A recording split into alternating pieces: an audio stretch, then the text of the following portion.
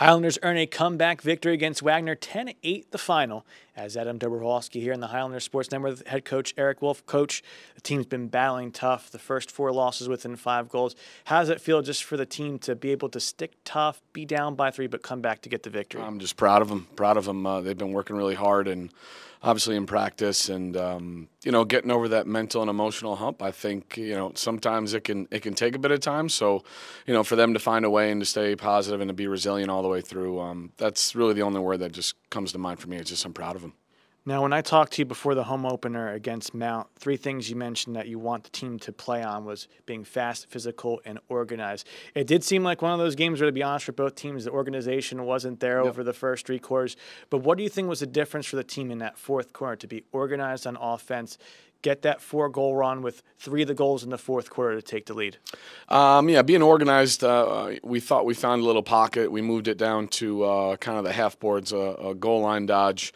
We felt like we were getting some good looks there. And then we thought we played pretty fast and physical, throughout the entirety of the game. We had a lot of opportunities in transition, which we've had all year. It just boils down and capitalize. And then I think in the 4th, we started to hit a couple of those. So, I think you just have to stay the course. And sometimes it's a little bit of choppy water. And eventually we did find our way through. So I think in the end, being fast, physical, and organized paid off for us. Now, on a fun statistical trend, I should say, Owen Corey scores in the final 10th second to extend a point-scoring streak to 15 games. But I thought the biggest play he had was with about 2 and change left to go, forcing the ball on the ground, getting a push in the back, and then later, a minute later, diving to keep the ball in the offensive half. What does that say for a guy who is usually the top shot taker to be making those tiny, gritty plays to keep the lead alive? Yeah, listen, when you have that type of athleticism and you draw that type of attention, it can almost be a burden at times. He's going to take a lot of shots for us, and whether it's 15 games statistically, I'm unaware of it, to be honest with you, before you told me, but being able to dive right by our bench and save that ground ball, I think that's just a testament to who Owen is as a person, and he's willing to sacrifice for his teammates and do whatever it takes, and he did, and I think it certainly got the boys going, and it was a huge play in the game for us just to scratch and claw, and that's what we kind of talked about as a team, that we've been in a hole, and we said it in one of the other games that no one's throwing a rope. There's no ladder. No one's coming to save us. We got to scratch and claw our way out of it, and I think that was a perfect example of that mindset. Certainly a great game defensively today. Liam's been great all year, but Josh Schreibus caused turnovers.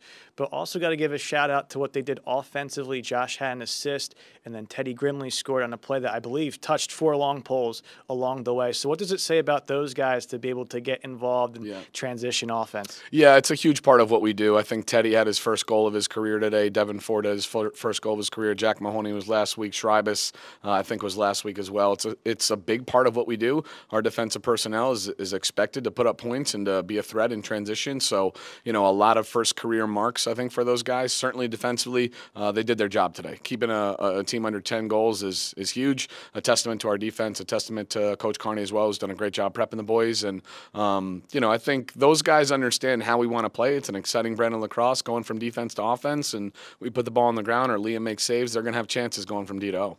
Well, up next now you have Lindenwood, their first year in Division I, first chance obviously for the program to see the lines. What's, though, going to be the key practice-wise to make sure that the good feelings of this win sticks in terms of the mental motivation and, I would say, momentum in a sense to be ready to possibly get a win streak? Yeah, I mean, number one, we got to recover mentally, physically, and emotionally. Sunday, Monday we'll do some pretty good recovery work, and we'll have our sticks out on Monday, and then we got to get better. Last week is over. This game is over, and our practices Monday, Tuesday, Wednesday, Thursday, Friday have to be better than the one before them in order for us, to continue progressing as a team to get to be the team that we want to be. So, I think it's a great victory for the program. It's a great victory for the team, and we're certainly going to enjoy it. But we have to move on pretty quickly and set the standard about just getting better. Head coach Eric Wolfe, thank you for your time. Thank you. And again, up next for the Highlanders, it is next Saturday, a 12 p.m. opening face-off against Lindenwood.